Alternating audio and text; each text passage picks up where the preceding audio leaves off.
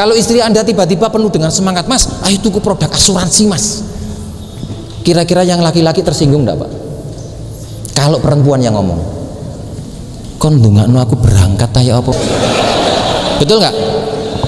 Loh kan akhirnya orang laki merasa, wah jangan-jangan dia mulai kedip-kedip ini, iya, minta bikin polis asuransi, dia khawatir kalau ada apa-apa dengan hidup saya. Jadi para laki-laki, kalau Anda ditawari program ini, mungkin bagi Anda yang belum join hari ini, buatlah sebuah kejutan buat istri Anda, surprise. Anda boleh nanti bikin surat cinta kepada istri Anda. Sayangku, selama hidup semua sudah saya berikan kepadamu, rumah, mobil, uang, anak, ya anak dari yang istri dulu tak kasih no, ya semua maksudnya, ya semua tak kasihkan. Dan ketika aku sudah tidak ada, saat kau membaca surat ini, aku sudah menyiapkan polis buat kamu agar bisa menemani kamu sama anak-anakmu nanti ketika anak kita sudah jadi dewasa, jadi orang yang berhasil. Kira-kira istri bacanya ya apa? Nangis, Pak. Nek 1 miliar ya, nek 1 juta ya Allah, 1 juta rek. Aduh, kok 100 ya. Kalau 1 miliar, lah kalau 100 juta kok bangga toh Pak? 100 juta dibeliin mobil itu mobilnya parah loh Pak, remek, gampang rusak. Mobil baru itu enggak ada 100 juta Pak. Jadi jangan terlalu kayak alay gitu istilahnya gitu ya. Loh saya sudah nabung 300.000 loh, umurnya 50 loh, 300.000 kok bangga, kurang loh. Tapi saya enggak punya uang Pak. Uang dari mana saya? Penghasilan saya loh pas-pasan. Nah mungkin ada di antara Anda mikir bahwa buru-buru ikut asuransi, iya tanggungan sudah banyak, betul? Kalau Anda punya tanggungan harus dibayar enggak? Punya utang harus dibayar enggak? Betul. Itu selama Anda masih sehat, betul ya? Selama Anda masih hidup dan Anda masih sehat, Anda bisa bayar itu semuanya. Coba kalau Anda sudah kena sakit kritis, bisa nggak bayar? Justru dengan kita punya tabungan ini menyelamatkan kita, budget kita nanti. Kenapa sih orang itu bilang nggak punya uang? Karena dia sebenarnya menyimpan di hati nuraninya dia bahwa dia nggak bisa mati. Jika hari ini Anda semua berdiri di atas panggung, semua jejer, dan Pak Kurniawan itu bawa pistol, Pak Dokter bawa pistol, Pak Barus bawa pistol, Pak Jenik bawa pistol, diisi peluru, dan kita tidak tahu mana yang ada pelurunya dari 4 pistol itu. Kira-kira Anda mau beli polis asuransi enggak? Pasti loh, kena tembak dar, ada isinya loh. Ayo, siapa yang berani? Kan gitu. Karena kita merasa bahwa yang kena dia Pak, nggak mungkin saya ini. Akhirnya orang merasa nggak punya uang. Loh, kalau kita itu bisa bayar listrik, masa untuk nabung nggak bisa Pak? Tidak ada ceritanya orang bangkrut gara-gara nabung, tidak ada. Yang ada adalah nggak punya tabungan akhirnya jadi bangkrut ya.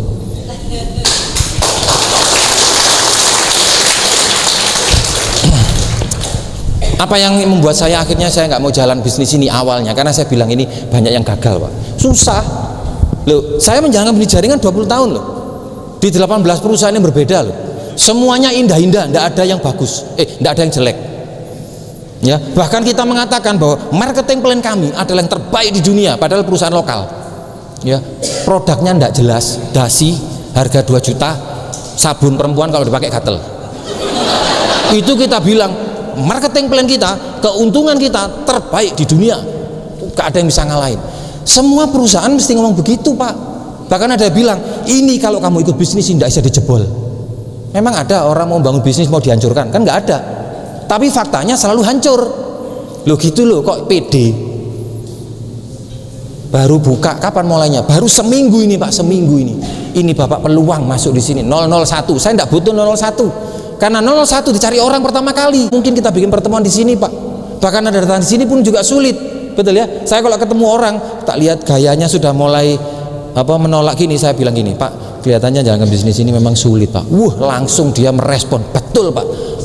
Ngel Pak bisnis ini. Sulit Pak. Itu saya tanya sama dia, Pak kira-kira kalau sulit itu dibandingkan apa menurut Bapak? Bapak kalau kerja di kantor digaji nggak? Digaji, mau nggak digaji? Ya nggak mau. Digaji berapa kali Pak? Sekali. Kalau digaji berkali-kali mau nggak Pak? Ya mau. Lah kok mau sampai digaji sekali? Kok ikhlas? Bayaran sekali loh Pak, pekerjaannya 30 hari atau dibalik Pak? Yo kerja 30 hari dibayar 1 kali Mas, lo itu lo ikhlas. Di sini Pak kerja sekali dibayar 60 kali. Mana yang sulit? Tidak ada yang sulit. Semua akan jadi mudah ketika Anda sudah bisa melewati kesulitan. Semuanya sulit sebenarnya di dunia ini setelah jadi mudah. Itu anak saya datang ke sini hari ini, kalau dia saya suruh jalan kaki susah sekali, tidak bisa dia. Kadang-kadang nangis jatuh, tapi kalau sudah bisa jalan Pak, pura-pura nggak bisa itu loh, nggak bisa. Kalau Anda nggak bisa sepeda pancal, pura-pura supaya nggak bisa, ya apa kira-kira? Orang tahu kok Anda itu bisa apa enggak? Yang sudah bisa sepeda pancal pura-pura nggak bisa itu enggak, orang nggak percaya. Tapi kalau memang Anda nggak bisa sungguhan, nobrok sungguhan doh Pak. Sama di bisnis ini, ketika saya pertama kali presentasi 50 kali tidak ada yang join. Sulit tidak kira-kira bisnis ini?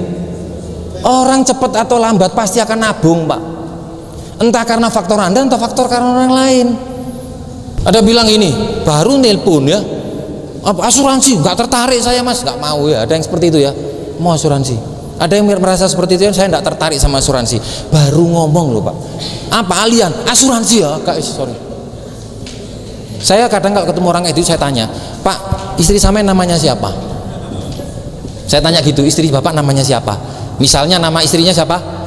Bu Yayu misalnya, namanya Yayu. Pak dulu waktu bapak nikahi Ibu Yayu, kira-kira hanya dari namanya tok langsung sampai nikahi apa sampai kepingin kenal dulu sama orangnya? Ya kenal dulu, betul ya? Mau nggak Anda nikahi orang ini ada perempuan namanya Yayu, siapa sih gelem? Nggak ada loh. Cuma nama tok langsung ya. Sip lo Yayu kayak apa? Iya toh. Loh kalau kayak gini ya enggak apa-apa. Lah nek kayak truk ya males ya. Kan gitu. Jadi harus tahu dulu, dikenali dulu, kenalan. Oh ternyata begini. Saya katakan pada dia, Anda boleh bilang begitulah, Anda sendiri menikah istri Anda butuh pengalaman, pengen tahu dulu. Nah beri kesempatan saya jelaskan bagaimana cara sistem kita ini bekerja. Begitu kita terangkan tentang bisnisnya Pak, langsung Pak, apalagi, kurang lagi, kasih lagi, ini lagi, gitu. Jadi Anda jangan pernah khawatir kalau ketemu ada orang itu menolak Anda. Dia sebenarnya mau ngetes, Anda sungguhan enggak? Sungguh-sungguh enggak Anda ini? Ya, karena dia takut Anda tinggal, itu tok masalahnya. Kan banyak orang itu takut ditinggal ya. Bapak Ibu semua, seorang pengusaha sukses adalah orang yang selalu siap dengan keadaan apapun. Rame, sepi, tidak penting. Anda yang hari ini punya bisnis yang besar, Anda suatu saat akan pernah masuk dalam fase di mana Anda sepi. Ketika Anda bangun kaki baru, sepi nggak kira-kira? Tidak ada yang bantu. Saya bangun kaki baru ini sampai kobol-kobol ini, aduh, tidak ada yang bantu. Coba kalau saya bangun di kaki yang pertama, itu banyak timnya sudah siap langsung bantu. Nah, kalau kaki baru sepi sendirian, ya. Jadi jangan pernah takut ditinggal. Justru bagaimana Anda bisa menjadi inspirasi buat orang lain. Bahkan yang parah ada juga orang menolak karena dia tidak tahu alasannya apa. Saya nggak tahu alasan saya kenapa saya harus join. Saya tahu sih nabung ya nabung. Orang ini potensinya bagus, tapi untuk join tidak mau. Hanya mau nabung tok. Bahkan ada juga yang nabung aja enggak, dan dia tidak tahu alasannya. Kenapa Bapak nggak mau? Ya enggak tahu. Bagus nggak? Bagus. Ada sebuah cerita, seorang profesor dimintai tolong sama para nelayan di Jepang. Jepang adalah negara di mana penduduknya suka makan ikan. Semakin segar ikannya, semakin mahal dan mereka semakin suka. Akhirnya apa? Nah, dicoba. Biasanya kalau ikan itu ditangkap dari laut, dibawa ke tempat di pelabuhan, itu ikannya sudah mati dan mulai terjadi pembusukan, rasanya sudah nggak manis, katanya begitu. Kalau saya sih ya sama aja, karena terbiasa nggak makan ikan laut, ikan tempe, ikan tahu biasa, sehat ya. Diceliti, dicoba. Oh kalau gitu kita buatkan lingkungan yang semirip. Jadi berangkat dari tengah laut, dibikin kasih air asin supaya nggak kaget, dibawa ke tempat. Sebelumnya dikasih cold storage. Cold storage itu apa? Es. Tetap hasilnya rendah. Ya, dikasih air asin mati. Coba lagi mati. Ikannya itu mati terus gitu. Nggak ada yang hidup. Dia butuh ikan yang hidup ya, dicoba dan kepingin ikan yang segar. Akhirnya apa yang dia lakukan? Mulai ketemu satu ide dasar. Profesor melakukan penelitian, dia bawa itu yang namanya kapal, dikasih kolam kecil itu ikan-ikan dimasukkan terus dikasih hiu Pak, kasih hiu kecil. Nah hiu kecil ini paling seneng makan ikan kecil. Nah, ikan itu takut sama hiu, walaupun kecil. Itu hiu itu ngejar-ngejar ikannya, dikejar-kejar. Nah, karena dikejar-kejar peredaran darahnya lancar, sehingga ketika taruh di pelabuhan harganya tinggi seperti baru keluar dari laut. Kira-kira begitu intinya. Nah, hiu Anda ini apa? Beberapa di antara Anda ada yang sudah sign 3 bulan lalu dan pernah mengatakan kepada sponsornya, BP Pak aku Pak. Sampai hari ini tidak BP. Sampai ada yang pernah taruhan, nama saya Saiful Alam. Nek 3 bulan lagi nggak BP, lupakan nama saya. Ya lupa sungguhan, orangnya ndak ada. Koyok yo. Ada yang setahun nggak BP, ada yang 2 tahun nggak BP, ada yang akhirnya gini, wis gak usah BP Pak, BE aja wis gak apa-apa ya. Lah parah ini. Apa hiu Anda Pak? Temukan alasan. Jangan karena melihat aliannya. Ada loh orang yang berhasil, ada orang gagal loh. Tapi itu tidak penting. Anda akan melihat beberapa orang berhasil di sini bukan supaya Anda bertepuk tangan melihat dia hebat, bukan. Kami itu ingin Anda yang jadi orang yang berdiri di sini. Saatnya Anda Pak, saatnya Anda ya di atas panggung. Jangan terbiasa jadi penonton terus. Coba cari apa yang membuat Anda bisa bergerak di bisnis ini. Mungkin Anda pernah dihina orang, lah itu jadikan alasan. Gak punya uang, jadikan alasan. Kenapa saya mau menjalankan bisnis ini? Alasan saya sederhana. Saya pernah sombong sama diri saya sendiri, saya bilang saya tidak butuh asuransi. 42 tahun saya tidak pernah masuk rumah sakit. Kalau sakit ya kecil, sepele-sepele, kasih herbal selesai. Dan saya bangga karena tubuh saya bisa saya ajak kerjasama. Tapi coba Bapak pikir, mobil kalau 40 tahun tidak pernah dimasukin bengkel, sekali rusak, rusaknya parah atau biasa-biasa? Langsung remek. Dan itu yang terjadi. Saya memang tidak sakit, istri saya sehat, waktu mengandung kondisinya semuanya kandungan oke, tidak ada yang bengkong, kok bengkong apa? Nyungsang itu loh, ya, tidak ada yang meluntir, tidak ada yang nyungsang, semuanya oke. Di rumah sakit yang paling bagus. Dan dokter bilang di luar dugaan, Pak ini kayaknya harus prematur, harus hari ini, rencananya besok, kalau enggak bahaya ini untuk nyawa. Waduh, bisa kehilangan istri nih, parah ini. Ya kalau usia kayak gini cari istri itu susah Pak. Nah anak saya ternyata enggak ada. Saya cuma mikir gini, siapa ya orang mau nolong saya? Enggak ada. Di situ saya mulai paham bahwa sesungguhnya Anda semua itu nanti akan sendiri-sendiri.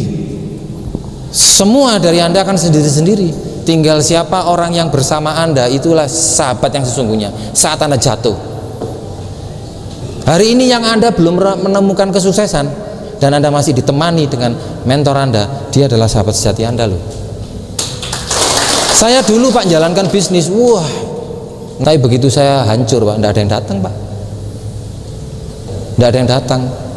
Tapi saya akhirnya bersyukur saya ditemukan orang-orang hebat dan ditemukan sebuah bisnis yang luar biasa, Alian ini. Ya. Jadi kalau ada orang yang merasa bahwa dia tidak tertarik bisnis ini, wajar. Kalau yang Anda ceritakan adalah hal biasa-biasa saja, tapi coba tanya sama dia, Pak, Bapak ini percaya nggak bahwa penghasilan Bapak itu penting? Kalau dia, aku nggak tertarik Mas sampai asuransi. Pak, saya mau tanya Bapak, penghasilan Bapak itu penting nggak? Penting Mas. Bapak tertarik nggak kalau kita mau membicarakan bagaimana penghasilannya Bapak itu selamat berlipat 10 kali lipat, tidak berkurang sedikit pun? Jawabannya dia tetap tidak tertarik? Enggak, dia pasti akan berpikir yang berbeda. Jadi ini bagaimana cara Anda menghadapi orang-orang yang melihat. Beberapa di antara Anda yang nggak punya alasan kenapa Anda harus berhasil di bisnis ini, saya mau tanya lagi kepada Anda, sampai kapan Anda akan tetap menghadapi situasi seperti saat kayak begini? Ada nggak perubahan yang ingin Anda rubah dalam hidup Anda?